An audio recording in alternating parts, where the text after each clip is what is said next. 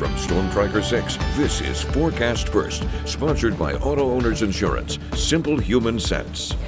Good evening, Mid-Michigan. We saw a beautiful day today, even though we did have a little bit of a soggy start down in Jackson and even down into Hillsdale. Right now, we're looking at temperatures into the 70s, 77 degrees in Lansing and Grand Ledge, 74 in Jackson, 72 down in Hillsdale, where they're still holding on to those clouds. Satellite radar is showing those clouds slowly making their way down and out of Hillsdale, and they're still going to be apparent as we head into tonight in some locations. Here in Lansing, though, we're probably going to see clear skies with temperatures back into the 50s. I'll have the full details coming up in just a little bit. 6 News at 6 starts right now. WLNS is here for you, celebrating 75 years of bringing you the news with 6 News at 6. As people celebrate the United States Army's 250th birthday, others are protesting the federal government. It's our top story at 6. Thanks for joining us. I'm Rachel Ramsey.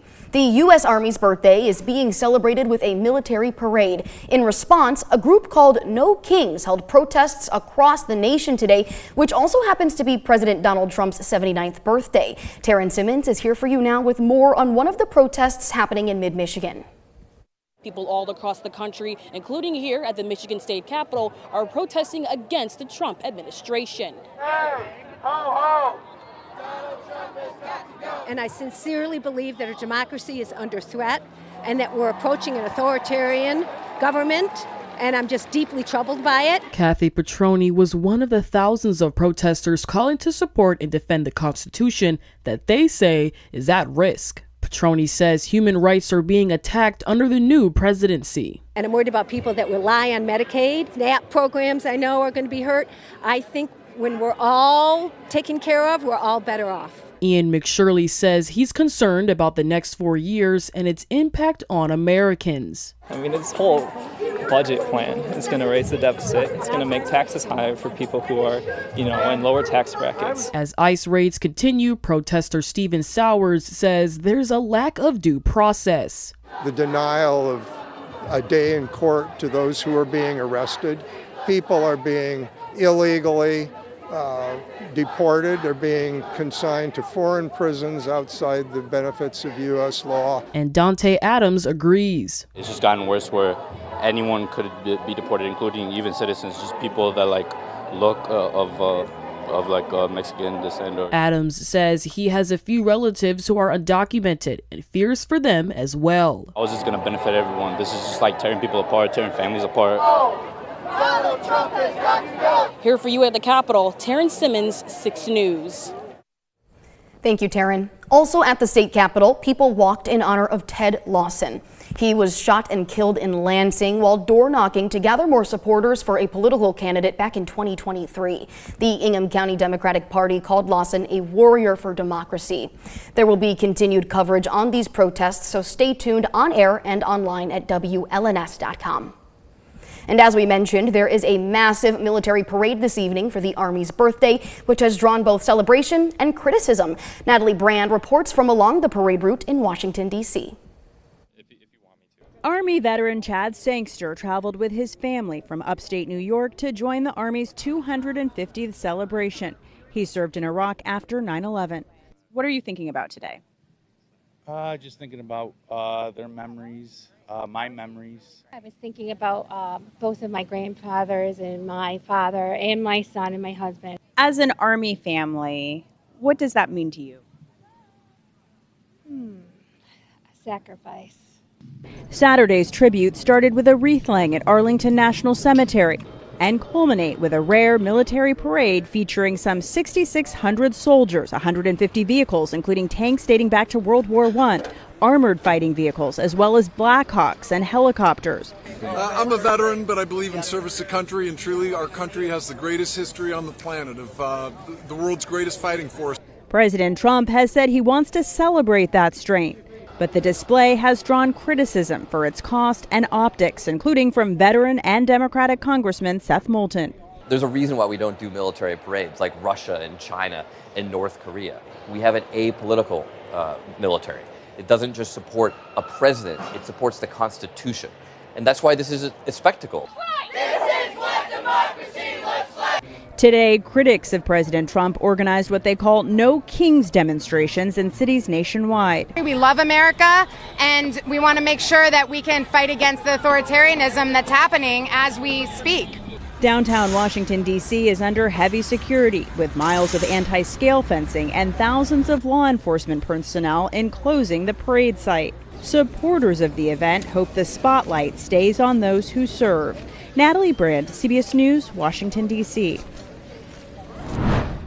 In DeWitt Township, residents of a local mobile home park are sounding the alarm on what they say are illegal and inhumane eviction tactics by the park's owner. They're demanding answers and urgent intervention. This is a story we've been covering for months. Sydney Sutliff is here for you now with what was said at a meeting held today by these residents. Rachel, tensions are high over at the Kristana Mobile Home Park. The remaining residents say they've been left without running water and have nowhere to go. This stems back to March 28th, when the people living there say they were given a notice that the park would be closing on April 1st due to declining occupancy rates and the inability to maintain the community's infrastructure. They say they were not given enough time to prepare for a move, and they claim the park's landlord shut off utilities without notice. And housing activists say this violates the Michigan's anti-lockout law. They also claim the park's owner was not licensed to operate the park since 2023. Joined by legal advocates and housing groups like MH Action and the NAACP Housing Committee in Lansing, residents have held a press conference this morning demanding the immediate restoration of water, legal due process, and an investigation into the park's management and use of public funds. You need to actually receive a court-ordered eviction from a judge. A hand-typed letter from your landlord does not qualify as a writ of eviction. The Tenant Resource Center and Legal Services say they're prepared to take action if necessary, calling the water shutoff a clear abuse of power that puts vulnerable families, seniors, and children at risk. For now, residents say they're relying on donated water just to get through the day, and they are united by a simple demand: justice and a place to call home. This issue is currently being fought in the courts, so stay tuned on air or go online to WLNS.com. Back to you, Rachel. Thank you, Sydney. It is Pride Month, and downtown East Lansing is bursting with pride today. Delaney Rogers went to check it out. Delaney, how was it? Rachel, downtown East Lansing was full of people and colorful this evening for the Pride celebration. East Lansing was loud, proud, and united this weekend as the city held its annual Pride celebration, bringing together Spartans, neighbors, and allies from all walks of life, and hundreds of community members, students, and families turned out for this year's East Lansing Pride celebration. From music and performances to powerful calls for equality, the event blended celebration with activism in a way only East Lansing can. It meant a lot to those who could attend. Everybody's upbeat, everybody's happy, we're having a blast. Growing up, I was not allowed to be who I wanted to be. My mom did not accept me for who I was. And I have two transgender sons, and I have made sure that they can be whoever they want to be. And also in return, they allow me to be who I want to be. So it just kind of lets everybody be who they want to be. There were about 500 people at the celebration tonight. The event started at 4 p.m. and is expected to wrap up around 9. From Storm Tracker 6, this is Weather First, sponsored by Auto Owners Insurance. Simple human sense.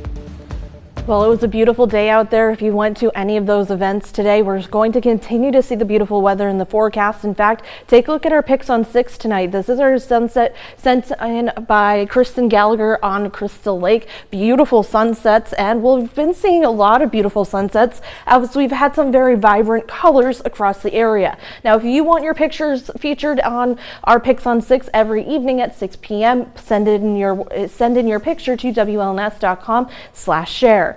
Now, half the reason why we're seeing such vibrant colors is because we still have some wildfire smoke in the air, which means that we still are at that yellow or that moderate air quality index for right now. Now, as we continue over the next couple of days, hopefully we can get a little bit more clearer air into the forecast. But unfortunately, right now, looking at the McLaren cam, you can still see that haziness across the sky. Temperatures today got into the upper 70s, 78 degrees into the capital right now. 77 degrees. And we're going to continue to see that hazy look into the Grand Ledge area, 81 degrees down into parts of Grand Ledge, 80 degrees right now.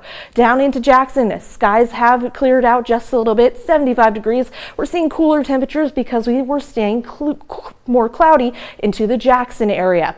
Even down into Hillsdale, you're holding on to those clouds, and your temperatures reflected that as we are still seeing our temperatures into the 70s right now.